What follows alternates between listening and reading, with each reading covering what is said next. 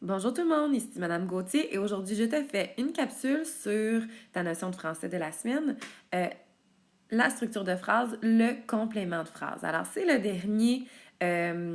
dernier travail des mots, alors le dernier emploi qu'on va voir. Donc on a vu le groupe sujet, on a vu le groupe du verbe et cette semaine on voit le dernier, c'est le complément de phrase. Alors, qu'est-ce que c'est le complément de phrase? En fait, le complément de phrase qu'on va appeler aussi le CP, c'est un groupe de mots qui est non obligatoire dans la phrase. Il peut être effacé ou déplacé tout en gardant le sens de la phrase. Attention, il y a un piège, il est possible qu'il n'y ait pas de CP dans une phrase. Alors, là, les derniers qu'on a vus, le groupe du verbe et le groupe sujet, sont obligatoires. Donc, c'est sûr que tu as un groupe sujet et c'est sûr que tu as un groupe du verbe dans une phrase. Ça, c'est certain. Par contre, le complément de phrase, lui, il peut ne pas être présent dans une phrase. Ça se peut que tu n'en trouves pas. OK? Donc, il y a 4 étapes pour trouver un CP, donc un complément de phrase. En premier, ce que je vais faire, c'est que je vais trouver mon groupe du verbe et mon groupe sujet. Donc, dans ta phrase, tu vas faire les étapes pour trouver tes deux groupes. Quand tu as terminé ça, là, tu vas regarder en deuxième étape s'il reste des mots dans ta phrase et qui ne sont pas des groupes du verbe et des groupes sujets. Puis, tu vas essayer de les effacer pour voir si la phrase fait toujours du sens.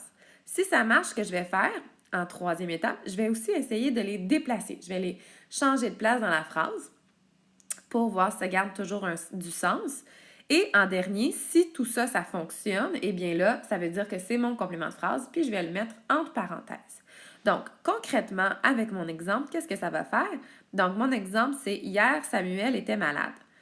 Alors, en premier, ce que je vais faire, c'est que je vais trouver mon groupe du verbe et mon groupe sujet à l'aide des trucs que je t'ai donnés dans les semaines passées. Donc, en premier, je trouve toujours mon groupe du verbe. Alors, je trouve mon verbe. Ensuite, c'est le verbe était. Et je vais poser la question qui ou quoi après le verbe. Donc, Samuel était quoi? Était malade. Donc, tout ça, c'est mon groupe du verbe.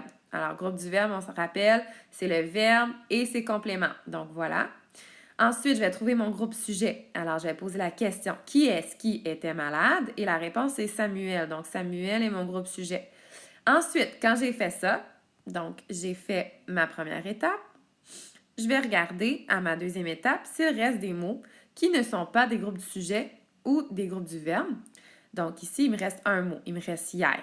Je vais essayer de l'effacer pour voir si ma phrase fait toujours du sens. Donc, à mon étape 2, je vais regarder. Alors, j'efface hier et ça fait Samuel était malade. Eh bien, oui, ça fait encore du sens, ça fonctionne. Donc, mon étape 2 est terminée. Mon étape 3, je les déplace pour voir si ma phrase fait toujours du sens. Donc, à l'étape 3, je vais regarder, je vais placer hier à la fin de ma phrase. Donc, Samuel était malade hier.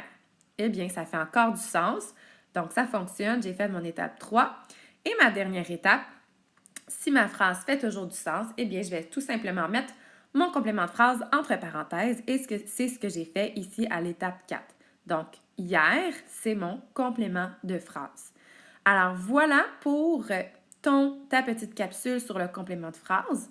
J'espère que ça t'a aidé. On se revoit bientôt. Bye!